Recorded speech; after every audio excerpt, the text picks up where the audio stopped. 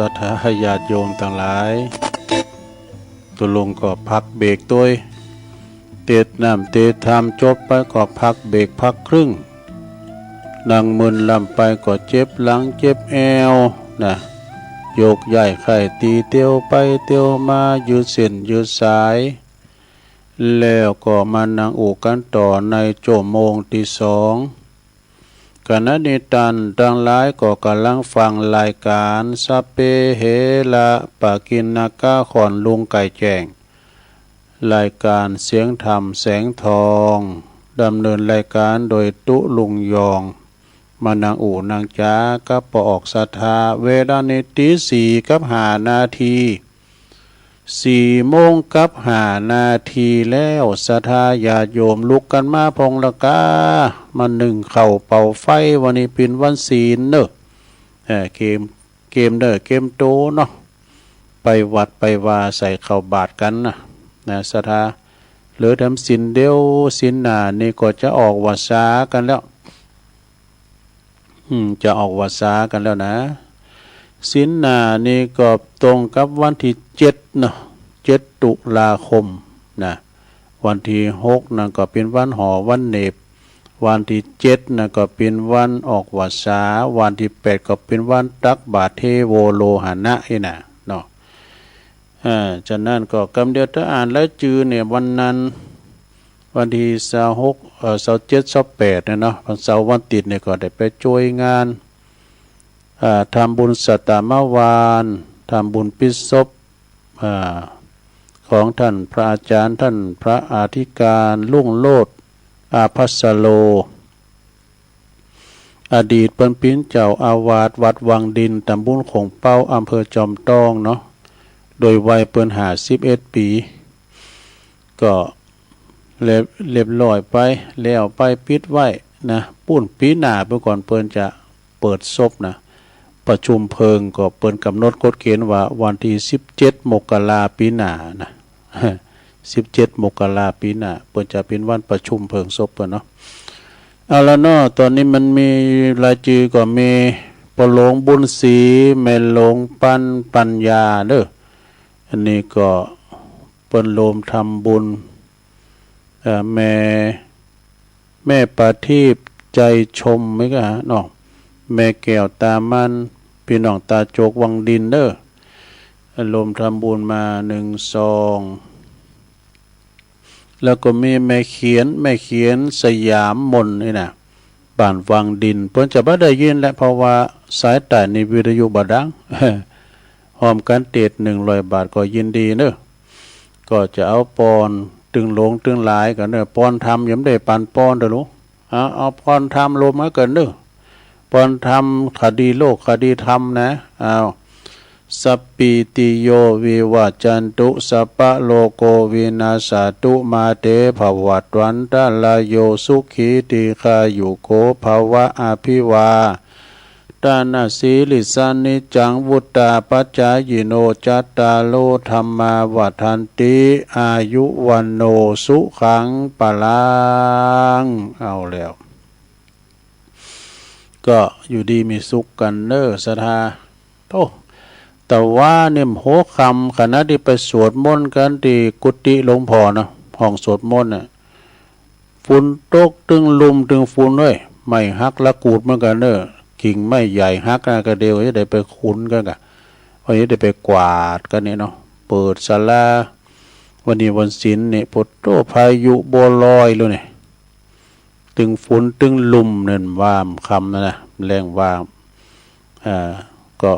ฝุ่นก็ตกหนักอยู่ฝ้าแพะฝ้าผ่าพองลุมนี่กะ ลุมมาอีแต่ก่อนปิ้นสังสักตะไดเนาะเหมือนบันเปิ้นเมืองนอกเมืองนาอันนั้นมันตกขนาดนี้ศรัทธาฉะนั้นก็ระมัดระวังวันนี้จะไปขอมันมีเด้อเพิ่นจะมีงานบุญหลายตีหลายตั้งโดยวันศีลโดยพายุมันมีหลายพายุเด้ตั้งแต่พายุหยัง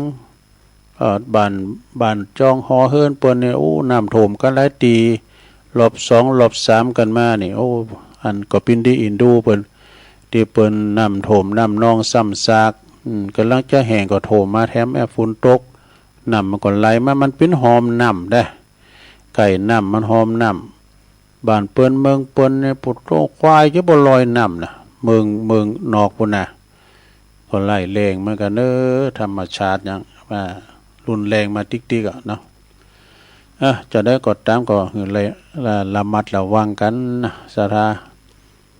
ระมัดระวังกันศรัทธาญาติโยมทั้งหลายความปาฏิหาริย์นี่มีเนาะศรัทธาปาฏิหาริย์ก็คือว่าสมมุติว่าไปรถไปลาหรือว่าไปที่ไหนก็ตามเกิดอุบัติเหตุเฮาเป็นจังไงนะโอ้โตรอดตายอย่างปาฏิหาริย์เนาะแล้วปาฏิหาริย์เนี่ยแต่ปาฏิหาริย์นี่ก็การหือก็มีหลายอย่างนะปาฏิหาริย์การหือนี่ก็เวลาเฮาหือหยังหือไผแล้วโอ้เพิ่นก็ขอบคุณยินดีก็เป็นการที่ว่าหือเรียกว่าปาฏิหาริย์เหมือนกันศรัทธาความปาฏิหาริย์ในเป็นจะใดศรัทธามันจะมีเป็นข้อตุลุงก็จะหยิบยกมาเล่าให้ศรัทธาได้ฟังเนาะความปาฏิหาริย์ปาฏิหาริย์อัศจรรย์แท้ๆนะลองฟังพอนะมีข้อที่หนึ่งให้เวลานี่เป็นของสำคัญเวลาเท่าเดียวกันหมดแต่ทำไมคุณถึงว่าบ่รวยเหมือนกันก็เวลางานมันแต่ก็มันอ่างมืออ่างวันเนาะวันนี้มันหนาวผู้เกินอ่างเวลาอ่างคุณเฮามันคักมันเต่ากันเลยสถานะก็เลยมันเต่ากันเนาะเวลาแก่คุณตีคุณหักแน่แล้วก็สองความหักแก่คุณตีในครอบครัวเฮาเนี่ยในครอบครัวเฮามีก็ลูกเต่าเล่าล้านเล่นเนี่ยนะความหักแก่เขาข้อที่สามลงเด้อข้อที่สามนะเปิ้นว่าความกตัญญูแก่บุพการีก็มีปอมีแม่เฮานี่กันนะศรัทธาเฮาก็ต้องกตัญญูฮู้บุญฮู้คุณกตัญญูนี่คิดจะตอบแทนบุญคุณดอกกตเวทีนี่กตัญญูฮู้คุณนะกตเวทีก็ตอบแทนบุญคุณอย่างปออย่างแม่เฮาเตียวดุ่มนี่นะศรัทธาก็เปิ้นว่ามันไปอยู่ไปใจเปิ้นพองเพราะว่าเปิ้นตายก็เล่งโดยกายแต่เปิ้นตายก็เล่งโดยวิญญาณเป็นพิศนาธรรมอย่างตุลุงเคยว่านะไปหยิบไปใจพอเปิ้นกาโทรไปก็ได้ดูเนาะแม่สบายดีพอสบายดีกินข้าวลามพี่พองหัวเข่าแข้งขาเจ็บจะซื้อยาไปหื้อเนาะจ้าว่านะเนาะมันจะจ้าว่าเต้เลยความกตัญญูแก่บุพการีชนของเฮาเนาะพ่อแม่ในปิ้นเจ้าชีวิตเฮาปิ้นหนีเปิ้นน่ะซะนะเจ้าหนี้เฮาไม่ไหนเจ้าหนี้รายใหญ่ก็คือพ่อแม่น่ะปิ้นเจ้าหนี้รายใหญ่กันมีเฮาบ่ได้เปิ้นกันมีเปิ้นเฮาบ่ได้เกิดเนาะซะนะเนาะนี่กตัญญูเด้อศรัทธาเด้อต่อไปข้อที่สี่ความรับผิดชอบแก่การทำงานเนี่ยการงานนี่เขาต้องรับผิดชอบนะศรัทธาจะไปอันขาดเนาะขาดการงาน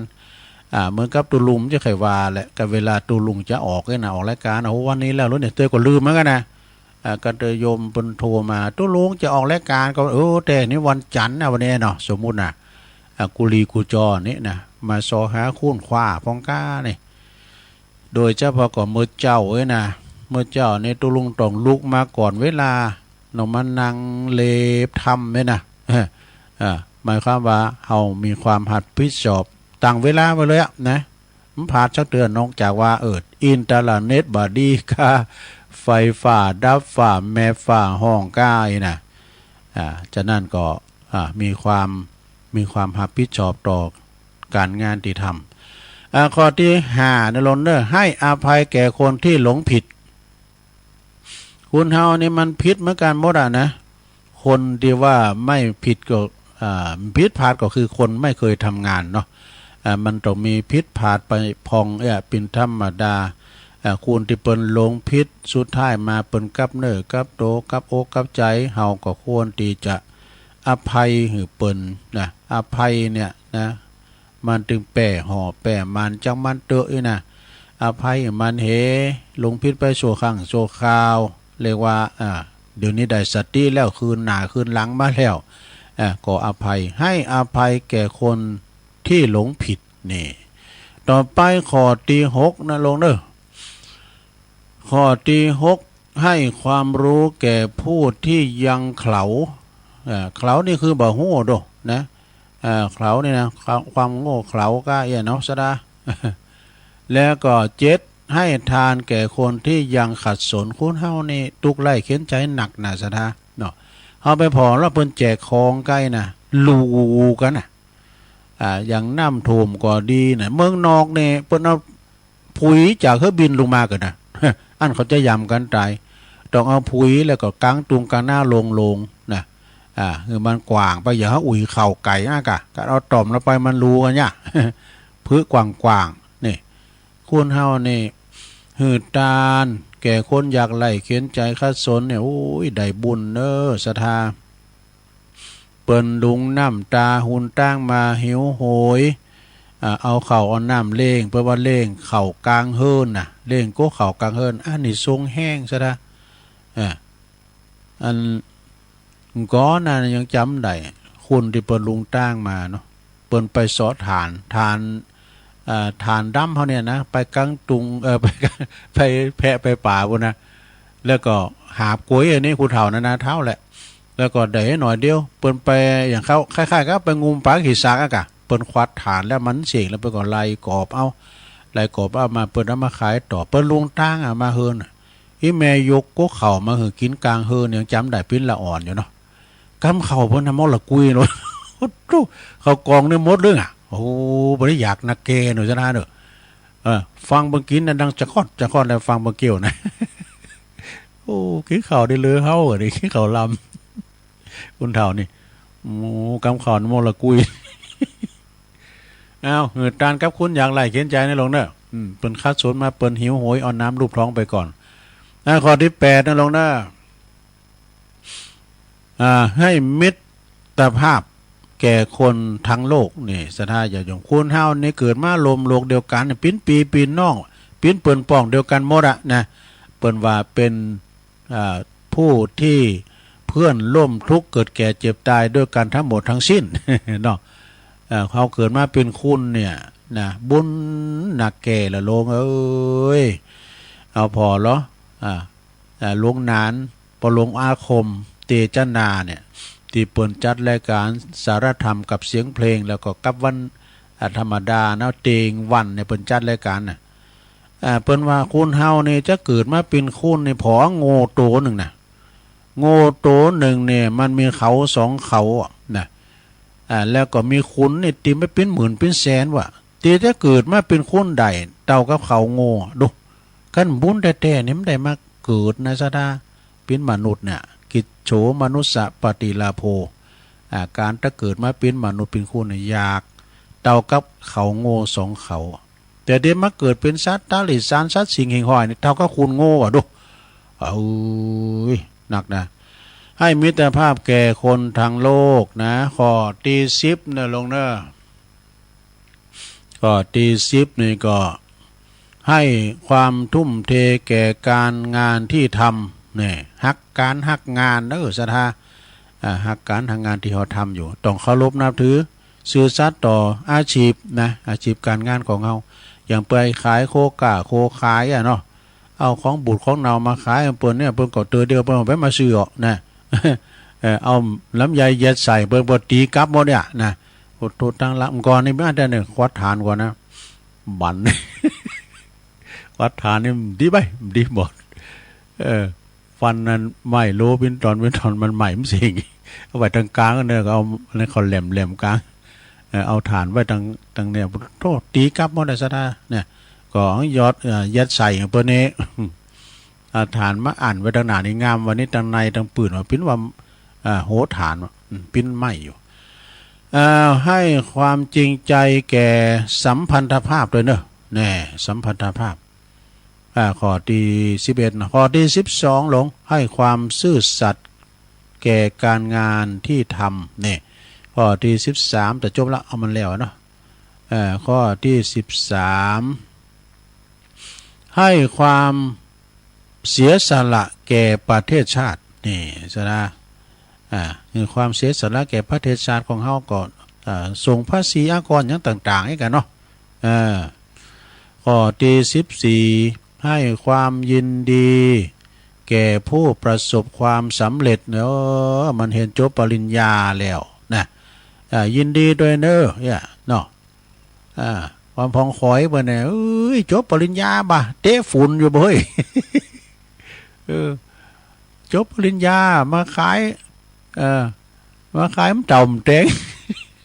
ก็มันรองานอยู่ด้วยเนาะให้ความยินดีกับผู้ประสบความสำเร็จแน่เป็นจบปริญญาก็เนาะข้อที่15ให้ความปล่อยวางแก่สิ่งสุดวิสัยเนี่ยมันสุดวิสัยมันจอยมันได้เนาะเวลาว่ามีการลุ่มหายใจจากเนาะเปิ้นก็ตึกอ่านหน่อยนะเฮาคิดว่าเปิ้นมาตึกอ่านบุญเปิ้นมาตึกอ่านมันต้องไปคืนอย่างหนักเนาะเปิ้นทำสัญญายืมลางเปิ้นมากับพญามาคุราชเปิ้นโตยเอาล่ะมันหมดสัญญาแล้วเนาะจะไปอยู่ในเมืองมนุษย์10 ปี20 ปี30 40 60 80 100ก็นี่ถ้าถึงเวลาหมดขีดหมดเวลาเปิ้นก็เอาไปจุนไดซะดามาถึงข้าวแล้วแต่กอดข้อแล้วจะอยู่ที่พระเจ้าหลวงในวิหารก็ตามเด้อมันถึงไปเนี่ยถ้าถึงข้าวตายจะได้มันก็ดึงไปเนาะให้ความปล่อยวางให้ความข้อที่16ให้ความเป็นธรรมแก่ผู้ถูกรังแกนะตัดสินความเปิดนะศรัทธาเนาะอันนี้มันถูกรังแกถูกโดนกันแกล้งนะเขาก็ไปขี้มันข้อที่17ให้มัคคาในแปลหนทางนะศรัทธานะมัคคาแก่ผู้ที่ยังหลงทางเนี่ยหลงทางเนี่ยหลงทางเสียเวลานะแล้วก็ข้อที่18ให้ที่พึ่งทางใจแก่ผู้สับสนก่อนแนะนำเบิ่นศรัทธาเนาะเปิ้นมีตุกทางใจก่อนแนะนำเบิ่นไปข้อที่19ให้อิสรภาพแก่ผู้ถูกกิเลสครอบงำนี่กิเลสมันครอบงำแล้วก็ข้อสุดท้ายแล้วนะมี20ข้อกันนะข้อที่20ให้โอกาสแก่ตนเองได้ลิ้มรสพระธรรมนี่ให้ลิ้มรสพระธรรมมันแน่นะศรัทธาญาโยมทั้งหลาย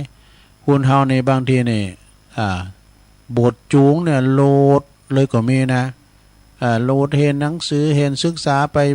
บาลีนักธรรมจนได้เป็นมหาปรริญญาเริ่มซิกก็มีนะศรัทธานะบทจูงปอหลงแม่หลงปอแม่ก็ดีเลยได้ศึกษานำธรรมคำสอนซึ่งในรถพระธรรมเริ่มซิกเดือนนี้มาโนซะนะได้จ้างโบสถ์ก็มีวะมีหันเตอนะโบสถ์จ้างละอ่อนลูกหลานเนี่ยยืดได้จ้างยันได้จ้างโบสถ์จุงวะจ้างโบสถ์จุงก็ไปอันนี้เนาะศรัทธาจบลงไปศรัทธาขอคิด20ข้อปาฏิหาริย์ของการให้เวลานะปิ้นขอบไปนะก็ต้องขอบคุณเนาะศรัทธาที่เพิ่นส่งมาก็ดีเป็นคติธรรมกำอู่กำสอนของนักปราชญ์บัณฑิตเนาะที่คิดเขียนไว้เอาเต็มบทหนึ่งเนาะศรัทธาพระพรหมของลูกนี่ปิ่นจะได้ลองฟังพอได้ลองเด้อพระพรหมของลูกบุคคลที่เป็นบิดามารดาก็คือว่าพ่อแม่นี่นะองค์สมเด็จพระสัมมาสัมพุทธเจ้าเพิ่นทรงตรัสยกย่องไว้ในพรหมสูตรนะแห่งติกานิบาตแล้วก็จตุกานิบาตแล้วก็อังคุตระนิกายว่าพรหมมาติภิกขเวมาตาปิตุเมตังอธิวัจจนังเนี่ยอันนี้เป็นแปลความว่าดูก่อนภิกษุทั้งหลายกรรมว่าพรหมนั้นเป็นจื่อของบิดามารดาเด้อเพราะว่าบิดามารดาพ่อแม่เนี่ยเป็นผู้ที่อุปการะมาก บำรุงเล่งดูแล้วก็เป็นผู้ดูแลแสดงเป็นผู้แสดงโลกนี้แก่บุตรทั้งหลายดังนี้นี่พระคุณของพ่อของแม่มีมากมายดูเปิ้นว่านะแต่จะขอยิบยกพระคุณพ่อแม่ของพ่อแม่เนี่ยที่ท่านได้พารณาไว้ว่าเป็นพระพรหมของบุตรของลูกทั้งหลายนะก็คือพ่อแม่เนี่ยมีคุณธรรมเหมือนกับพระพรหมพระพรหมก็ที่เรียกว่าพรหมวิหารธรรมแปลว่าธรรมเป็นเครื่องอยู่ของเป็นเครื่องอยู่อย่างพระเสริฐเป็นเครื่องอยู่ของพระพรหมมีสี่ประการด้วยกันนะมีสี่ประการอย่างพระล่ำหนึ่งเมตตาสองกรุณาสามมุทิตาสี่อุเบกขาเนี่ยหนึ่งเมตตาเนี่ยก็คือหมายความว่ามีความอินดูคุณหน้าปรารถนาดีต่อบุตรธิดาต่อลูกทุกคนมีความสุขความเจริญเนี่ยข้อแรกนี่นะแล้วต่อไปข้อที่สองกรุณาเนี่ยเหรอกรุณาเนี่ยก็แปลว่ามีความสงสารต้องการจะให้บุตรธิดาหรือว่าลูกเต่าเหล่าล้านนี่นะมีความป่นทุกข์มีความป่นจากความทุกข์เนี่ยป่นจากความทุกข์ความอยากเนี่ยสามมุทิตานี่ก็แสดงความยินดีโดยความจริงใจเมื่อบุตรธิดาได้มีสุขนะได้มีสุขประคอยลูกหลานของตัวเก่าเนาะข้อที่สี่อุเบกขานี่เป็นว่าวางเฉยตรงอุเบกขานี่นะอุเบกขานี่แปลว่าความวางเฉยก็บอกขนขวายกังวลเมื่อว่าทราบว่าลูกหรือว่า บุตรธิดาเติบใหญ่มาก็เพิ่งก็มีการมีงานเนาะมีงานทำเล่งดูตนเองและครอบครัวปินรักปินฐานแล้วนะมุทิตอุเบกขานี่มันมีเป็นสองอย่างเนาะเวลาลูกได้ดิบได้ดีก็อุเบกขาเนาะก็คือยินดีกับเขาเวลาเขาตกทุกข์ได้ยากลำบากใกล้นะก็อุเบกขานะเนาะแล้วก่อนนาทีของพระพรหมมีอย่างลำเดือนาทีของพระพรหมนะก็คือพ่อแม่ที่จะมีต่อลูกหรือว่าบุตรธิดาจะมีอยู่ด้วยกันแถม5ประการทำแล้วนะคืออย่างหนึ่งห้ามจากความชั่วเนี่ยห้ามก็คือเพิ่นทำความชั่วนะโดยการตักเตือนแนะนำพร่ำสอนบ่ให้บุตรธิดาลูกเต่าตึงยิงใจประพฤติทุจริตทางกายวาจาและก็ตั้งใจนะอันจะเป็นนำตุกภัยมาหือแก่ตนเองนี่ห้ามบ่ให้ทำชั่วในทำชั่วนี่บ่ดีสักอย่างนะตั้งแต่ลักเล็กขโมยน้อยก็ไปจี้ไปป่นไปก็อันนี้ก็ถือว่าทุจริตหรือว่าทำความชั่วนะข้อที่สองคือตั้งอยู่ในความดีนี่ตั้งอยู่ในความดีก็คือโดยการฝึกหัดอบรมเป็นคนดีประพฤติดีมีเมตตาประกอบด้วยศีลธรรมจรรยาซื่อสัตย์สุจริตต่อหน้าที่ทั้งของตนเองและผู้อื่นนี่ข้อที่สองเนี่ยต่อไปก็เป็นข้อที่สามก็เพิ่นบอกว่าได้รับการศึกษาศิลปวิทยาโดยการศึกษาวิทยาการต่างๆมีการอ่านการเขียนเป็นต้นเพื่อให้เกิดสติปัญญานี่ศรัทธาญาติโยมทั้งหลายอันนี้เป็นข้อที่สามเนาะต่อไปก็จะเป็นข้อที่สี่ข้อที่สี่เพิ่นก็บอกว่าได้คู่ครองตีสมควรเนี่ยได้คู่ครองตีสมควรโดยการหาคู่ครองที่มีวัยแล้วก็มีคุณสมบัติทัดเทียมกันนี่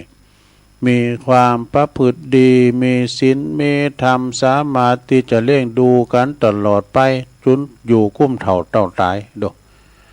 ต่อไปข้อที่5นี่ข้อสุดท้ายปรากฏจะมอบทรัพย์มรดกมอบทรัพย์มรดกในเวลาที่สมควรพุ่นเด้อโดยการมอบทรัพย์สมบัติเป็นกรรมสิทธิ์เปิดครอบครองดูแลดูแลรักษาแล้วก็ใจในการเลี้ยงชีวิตต่อไปนี่อันนี้เป็นคุณธรรมของพ่อของแม่ต่อไปบุตรธิดาเราเมื่อใดรับเมื่อใดทราบว่าพ่อแม่เป็นผู้ที่มีพระคุณก็ควรตอบแทนทันด้วยกิจ5ประการเหมือนกันเด้อคือหยัง1ข้อที่1เปิ้นเล่งเฮามาเฮาก็เล่งเปิ้นตอบก็คือหมายความว่าการโดยการบำรุงทั้งกายทั้งใจคือท่านได้รับความสุขความสบายนี่อันนี้เป็นข้อที่1ต่อไปข้อที่2ประกอบว่าโจยทำกิจของท่านโดยการโจยการทำงานเหมือนกับงานของตนเองนี่3ดำรงวงตระกูลนี่ก็โดยการรักษาวงตระกูลดีบรรนำความเสริมเสมาสู่ตระกูลนี่4ประพฤติตนได้รับสมคือหมายความว่าประพฤติตนสมควรรับทรัพย์มรดกนะโดยการประพฤติตนเป็นคนดีปัจจัยจ่ายฟุ่มเฟือยล่ำไปเรียกว่าเปิ้นแบ่งสรรปันส่วนมรดกแล้วเอาไปขายกินบ่น้ำใจรักษาไว้ข้อที่5สุดท้ายเมื่อทันหลงรับขันไปแล้วก็ทำบุญอุทิศให้ทันโดยจัดการบำเพ็ญบุญกุศลทักษิณานุปทานให้ทันแผ่บุญแผ่กุศลไปให้ทันตามกาลการเวลาเยกะเหมือนอย่างกลางภาษาแต่ออกภาษาเนี่ยไปตานโก้เข่าโกนน้ำหือปอหือแม่อีน่ะเนาะพองก็เอา2หัวหางทางกลางต้วยตานขันเข่าภาษาเดิน12ปิงกอดตานออกภาษากอดตานนี่นะเดินยีปีใหม่สงกรานต์กอดตานไปเตอะสดายาโยมเนาะบางพองใบตานวันปูเตพิมกินก็ตุกินนี่แล้วมาคืนนั้นก็ตุก็ต้องแหงเดี๋ยวยินครูบาอาจารย์เพิ่นก็บอกไว้เหมือนกันนะว่าวันพุธนี่มันพิมพ์อยู่แล้วเพิ่นไปประชุมก็ที่ดอยหลวงว่าเจงดาวว่ะนั่นนี่ตามครูบาอาจารย์บอกนะวันพุธในผีก็เป็นจะไปประชุมกันที่ดอยหลวงเจงดาวโอ้เป็นว่าผีก็ประชุมกันน่ะแหละจะไปสวรรค์ก็เสียงกาโดยสารโดยมันก็มีฟังหูไว้หูกันลงเนอะและก่อนในตีนี่ก็เปิ้นว่าปอเมเฮาลงรับขันไปแล้วก็ทำบุญตานโกเข้าไปหือเปิ้นตานไปเตอะสถาญาโยมบางพองก็ว่าโอ้ตัวอีปอเปิ้นตายบ่ได้เป็น20ปีพุ่นล่ะเพิ่นก็มาเกิดแล้วค่ะนี่น่ะก็นำมาคืนนั่นก่อนได้ทำบุญตานโกเข้ากันเนาะนะมันเป็นการแสดงออกซึ่งความกตัญญูเนาะสดาชับเตอเปิ้นบอกว่าพวกคุณเฮานี่มันไม่ขี่ขวัญเนี่ย32ขวัญขวัญนึงได้ไปเกิดแล้วขวัญนึงได้มาเกิดมันตึงทางลุงมันมีเนาะโอ้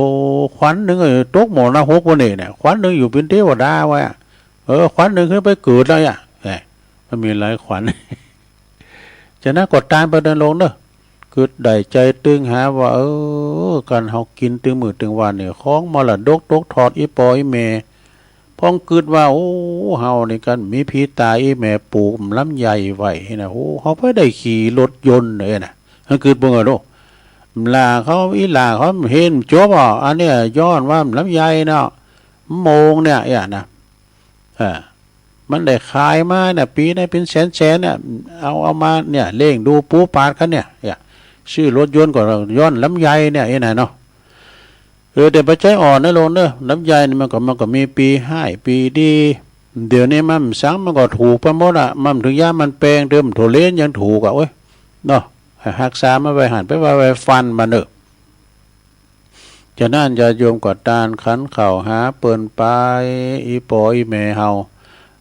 เพราะว่าคนที่ตายไปแล้วเนี่ยครูบาอาจารย์บอกว่าเพราะว่าคนที่ตายไปแล้วบ่สามารถที่จะมาลุกหนึ่งเข่าเป่าไฟอย่างเฮาตานทั้งหลายได้นอกจากว่าเฮาตาเนี่ยเปิ้นน่ะเด้อศรัทธาเด้อคือใจได้ว่าจะออกวัดสาศีลหนาแล้วก็แปลงโกะเข้าโกน้ำไปตานไปคือปอแม่ตุลุงตุปอเขาตุลุงทาก็จะปันป้อนไปฮอดเมื่อเจ้าปิ้นเข้าง่ายหำหิหำไฮไปน่ะแล้วก็เขาก็รับตาน้อยๆน่ะตุลุงไวครูบาไวประวัติรับตาน้อยๆก็เวลาเปิ้นยะถาวาหลีวะหายน่ะเขาก็หยาดน้ำเนี่ยเมื่อกาอีปอยเมย์จะมานางกินไหนน่ะตุลุงประวัตินี่นั่นก็ตานประเดินเด้อลงเด้อนะเปิ้นมักเฮ็ดก็ตานเฮ็ดเปิ้นมักหนอก็ตานหนอยตุลุงเขาดึงกินได้หมดละและการตีพระพุทธศาสนาสอนให้มีความกตัญญูกตเวทีต่อผู้มีพระคุณนะโดยเฉพาะกับปอและเมเนี่ยนะสะท้าคือพระเจ้าคินเอานี่นะเพราะท่านทั้งสองนี่เป็นผู้ที่มีพระคุณต่อลูกอย่างใหญ่โลงเนอะเจ้านี่รายใหญ่นะถ้าลูกเป็นคุณดีมีความกตัญญูต่อปอเมนะก็จะทำให้พ่อแม่น่ะมีความสุขใจอบอุ่นใจภาคภูมิใจในลูกของตนนะและก็ได้ชื่อว่าเป็นการรักษาวัฒนธรรมอันดีงามของชาติอันเป็นสัญญาหลักสำคัญประการหนึ่งของชาติของเฮาไว้แน่จบไปแล้วสระอันนี้นะเป็นหนังสือคติธรรมเหมือนกันเนอะสถานเนอะแล้วเปิ้นก็ว่ามีว่าการเล่งลูกถูกตั้งนี่เป็นจะถ้าเล่งลูกโดยอารมณ์ลูกก็จะบ่มนิสัยพานนะดูเล่งลูกโดยอารมณ์นี่นะลูกจะบ่มด้วยนิสัยพานเล่งลูกโดยย่อนย่านเนาะลูกก็จะลานย่อนวินัยนี่ลูกจะลานย่อนวินัยถ้าเล่งลูกโดยส่วนเกินเนี่ยพิจารณาไว้เล่งลูกโดยส่วนเกินลูกก็จะเมินข้อบังคับลูกก็จะเมินข้องคับใจเนี่ยข้องคับใจเนอะถ้าเล่งลูกโดยกลางวันมันก็เล่งถึงกลางวันกลางคืนนะครับถ้าเล่งลูกโดยด้วยกลางไว้โดยกลางไว้ลูกก็จะได้แนวทางเดินนี่นั่นน่ะเนาะแนวทางเดินและถ้าเล่งลูกโดยอารมณ์ลูกก็จะสุขสมเจริญนี่สุขสมสุขเจริญเนี่ยสมสุขเจริญเนี่ยถ้าเล่งลูกโดยน้ำเงินลูกก็จะเดินออกจากใจนี่ลูกจะเดินออกจากใจถ้าลูกเล่งลูกโดยธรรมะลูกก็จันละบาปทั้งหลายเนี่ยเนาะก็สอนเปิ้นโดยสอนไปนะอันใดดีอันใดดีเปิ้นก็สอนไปถ้าเลี้ยงลูกโดยอาภัยลูกก็จะได้เป็นหนักจะไม่ใจเป็นหนักกีฬาเนี่ยสนะถ้าเลี้ยงลูกโดยลำเอียงลูกก็จะเลี้ยงกติกาเนี่ยจะเลี้ยงกติกาวะถ้าเลี้ยงลูกโดยเหตุผลลูกก็จะเป็นคนใจกว้างเนี่ยแต่ถ้าเลี้ยงลูกถูกตั้งลูกก็จะสั่งสิ่งที่ดีงามนี่สนะเนาะ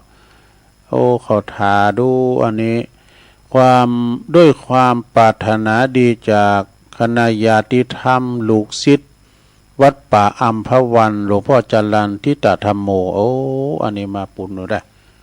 หลวงพ่อจันลันบนเนอร์สถาเนาะ อันนี้ก็เราสู่จูกันฟังกันไปศรัทธาญาติโยมทั้งหลายมีคติธรรมมาในหนังสือนี่ทำกรรมมาสนาเนาะอันนี้ก็ในนักธรรมมันก็นะ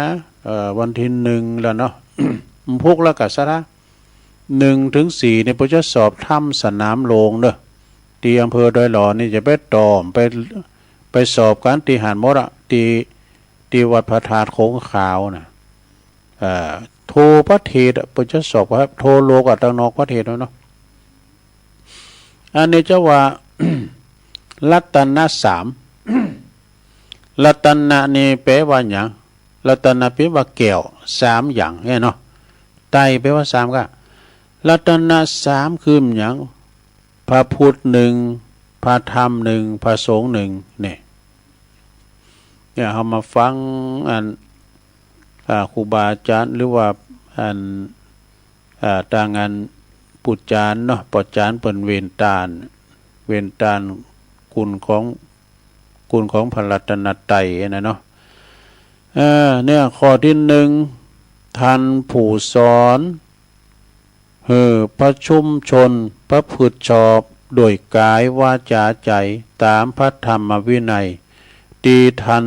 เรียกว่าพระพุทธศาสนาคือพระพุทธเจ้าชื่อว่าพุทธเจ้านะสดายโยมอันนี้เป็นธรรมะของเพิ่นทัศลูมานะเผยแผ่สั่งสอนเวนยสัตว์เนาะ2พระธรรมวินัยที่เป็นคำสั่งสอนของท่านชื่อว่าพระธรรมเนี่ย3หมู่ชนที่ฟังคำสั่งสอนของท่านแล้วปฏิบัติชอบตามพระธรรมวินัยชื่อว่าพระสงฆ์นี่3อย่างนี้เป็นรัตนะแก้วเจ้าทั้ง3เด้อสดาเนี่ยพระพุทธพระธรรมพระสงฆ์นี่นะแล้วก็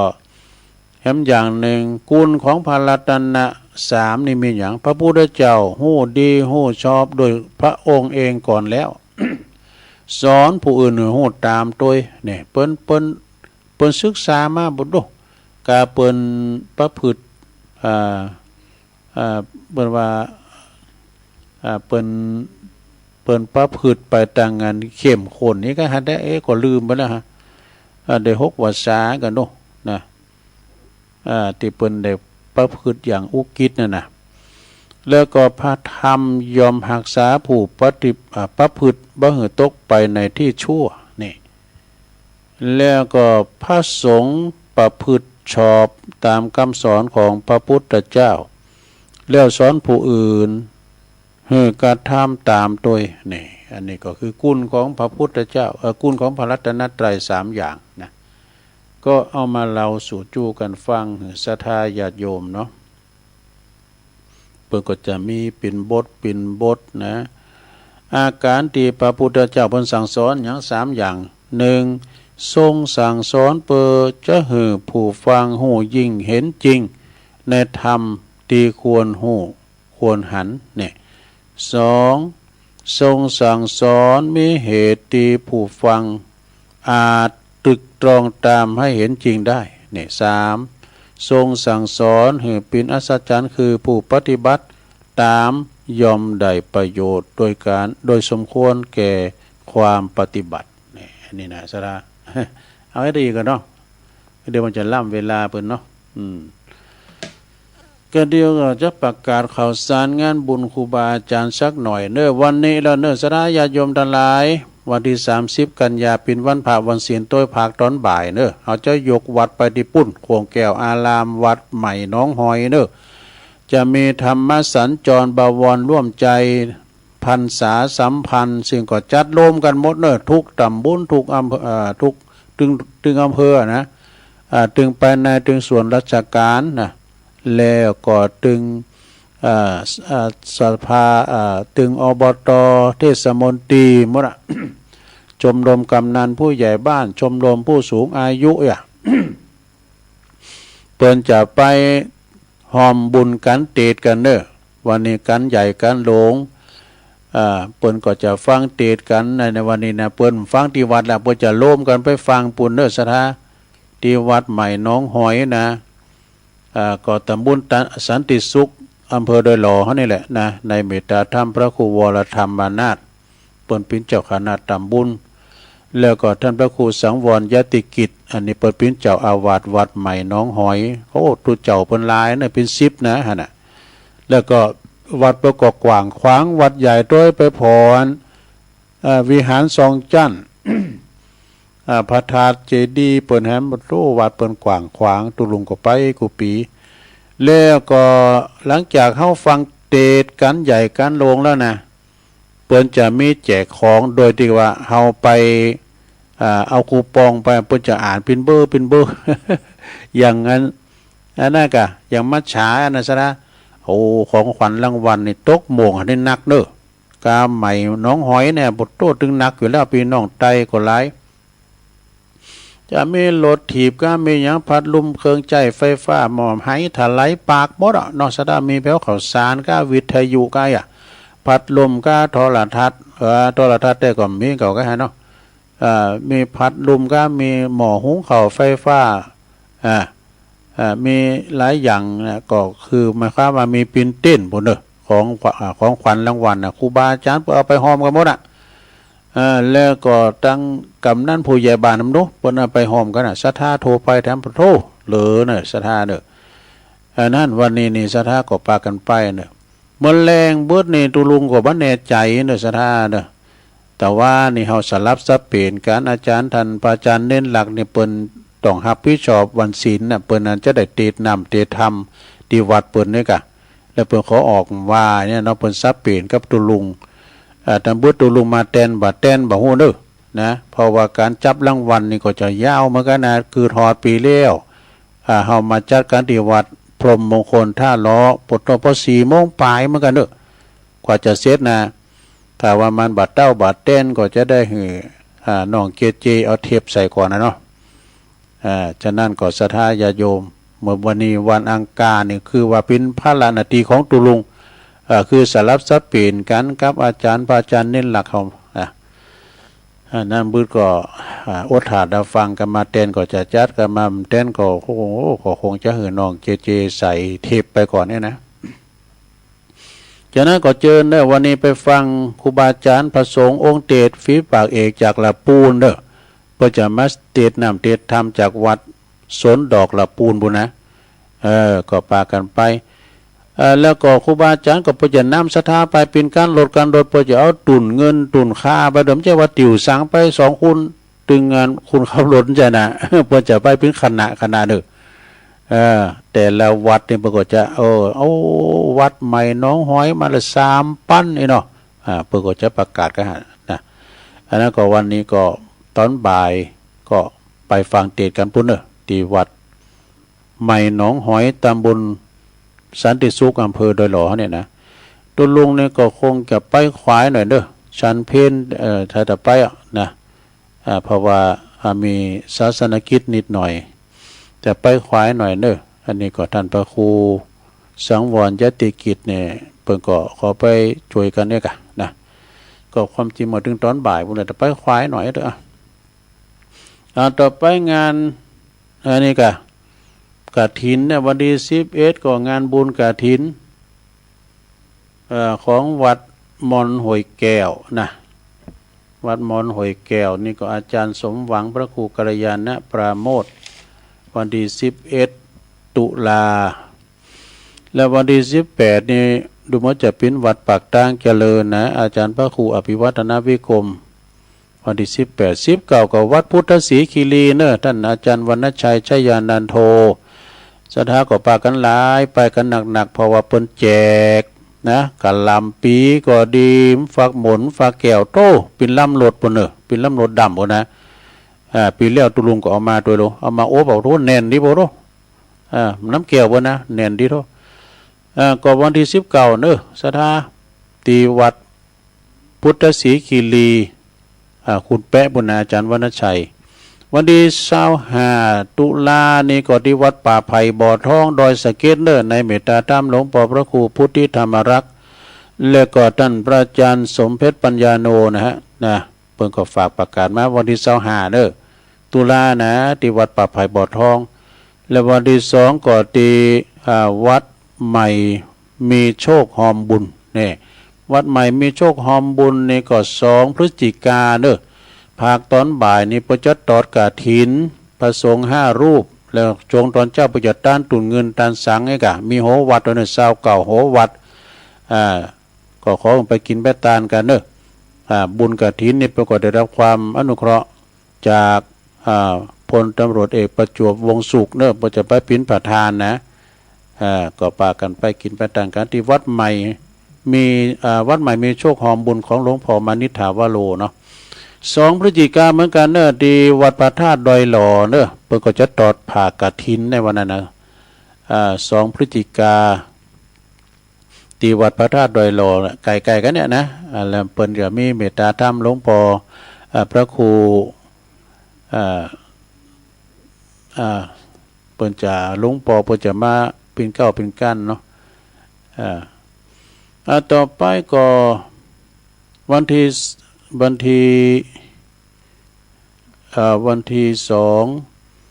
ที่วัดเกตกาอารามนี่เปิ้นจะมีวันที่8เพิ่นกันเนาะวันที่8นี่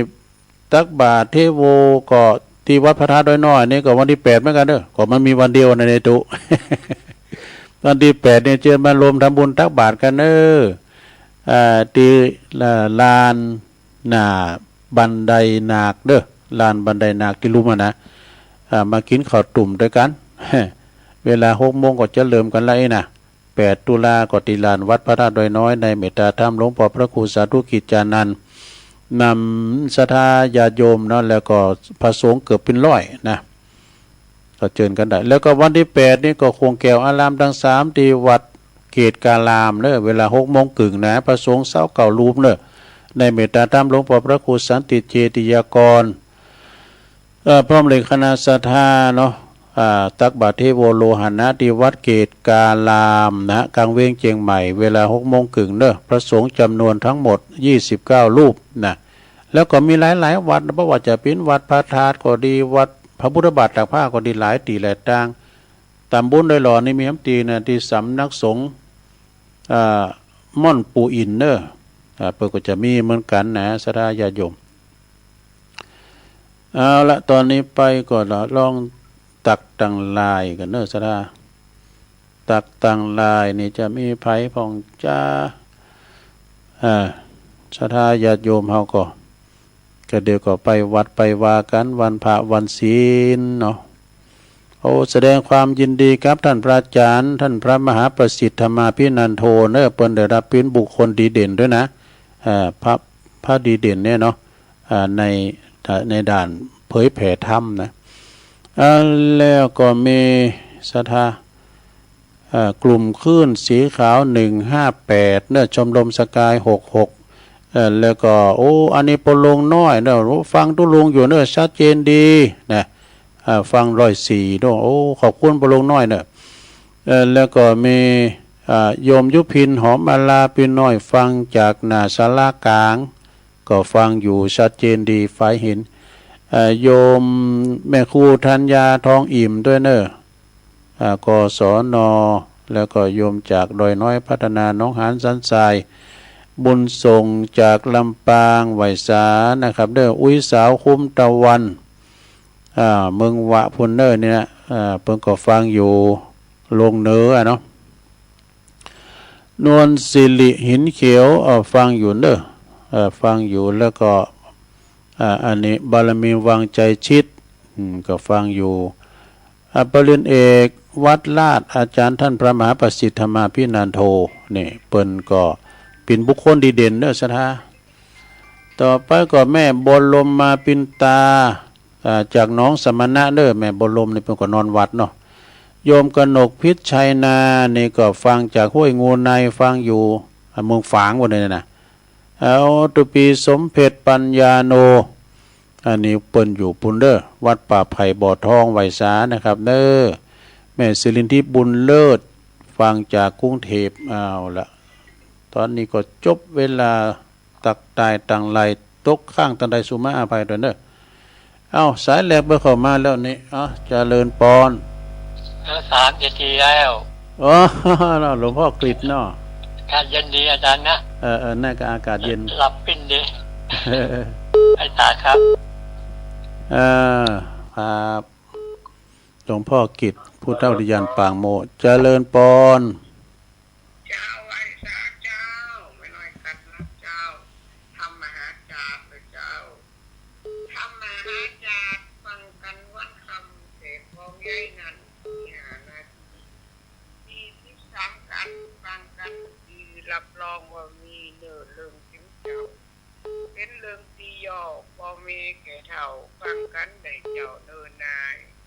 พระเวสสันดรนี้เขาป่าไม้13กันได้พอดีทศพรกันเก้าบ่อเสาของสีนางพุทธดีของบอนเทพเจ้าบอนสิบประการบอนแอมบ่อเสาจากภูมิตาจันฟ้าคันนี้มาบานดงงามสมาจากแถวปิดตานเวสสันดรเก้าเมตตาคนพาอันหนึ่งของเป็นตานอย่าจกกันตานาคันเจ้าบานของหูเจ้าสมบูรณ์จูเลยหยุดเบอร์ลบหลีกลี่สีลากับลบขอบกับบุกหน่อยมีแปลงกาบลาพอเต้าออกจากสีแสงเข้าลุกยามเย็นมารดาเป็นเจ้าหรือทั้งสามตอนเลยเจ้าไหว้สาเจ้าหลวงพ่อมานิดเข้ามาใหม่เจริญปนแต่เจ้าตุลุงแม่พิมพ์ประเดชเนาะชัดเจนดีเนอร์ชัดเจนดีเนาะเจ้าตลอดเนอร์เจ้าเจริญปนเจริญปนทักทายไหว้สาครับไหว้สาครับหลวงพ่อมานิด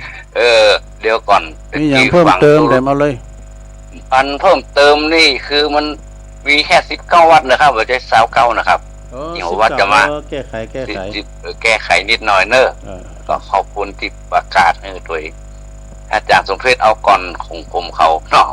เอาวันที่2ได้จะถามท่านหลวงพ่อคริสก่อนอยู่โดยหลวงนะวันพูดไทยประชุมกันเดือดๆนะที่เตะกี้นะมันคนเพิ่นเล่ากันมาอย่างนั้นเนาะที่วันพูดในบัตรฮักอวยได้ยินเพิ่นที่วัดต้านเข้าไปเลยนะเป็นนะเนาะอย่างตุลุงว่านะคือถึงเพิ่นละให้หน้าป่าตั้งได้สร้างเป็นคนขึ้นมาเนี่ยกับบุญเช่นอย่างนั้นเนาะแม่นทำบุญไปเตอะทำมันไปบ่ถึงเทบุตรเทวดาก็เก็บไว้เฮ้ยอย่างที่เพิ่นเฮาปันปอนนะกันเนาะปอนเมืองนี่มันแน่นนะขอบคุณเลยวันนี้การเยอะอาจารย์อ่ะผมก็มีเนอะในวันนี้เยอะเหมือนกันอ่ะไปแล้วตีก็ไปแล้วตีเนาะหลายตีวันนี้ไม่ได้อยู่วัดกับวันนี้เพราะว่าพระธรรมทูตด้วยจะมาเทศนาธรรมพุทธทาแต่ว่าได้ออกเสียงตามสายก็กำสั่งวิทยุคนพูดละขอบคุณครับไว้สาครับท่านครับไว้สาครับเอาแล้วศรัทธาญาติโยมวันนี้เปิดสายมันพอลายเนาะก็เอาไว้เตือนน่ะก็มาเปิดแถมตุลุงนำเดินรายการมาก็พอสมควรแก่กาลเวลาก็เดี๋ยวฟังท่านพระอาจารย์สาธิตต่อเนอะในการทำมาพิวัตรกันต่อไปตุลุงก็บุตรปาการตีวัดวันนั้นใหม่น้องหอยกันต่อไปเนาะนำรายการจากลาสตาไปกันเนอะโจดีมีใจเมื่อกันจุโคนจุตันจัตตาโลธรรมาวาทันติอายุวันโนสุขังปะลัง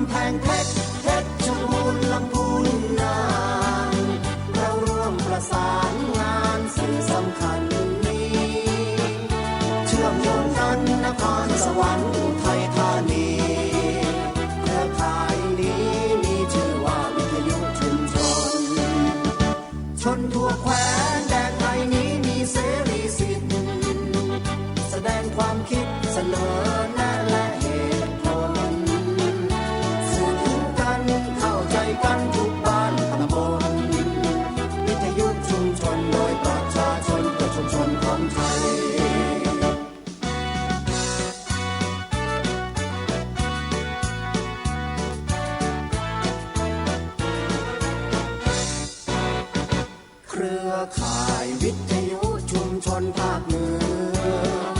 เกิดขึ้นเพื่อประชาชนชุมชนทั่วไปโยงพิจิตรพิษณุโลกพะเยาเชียง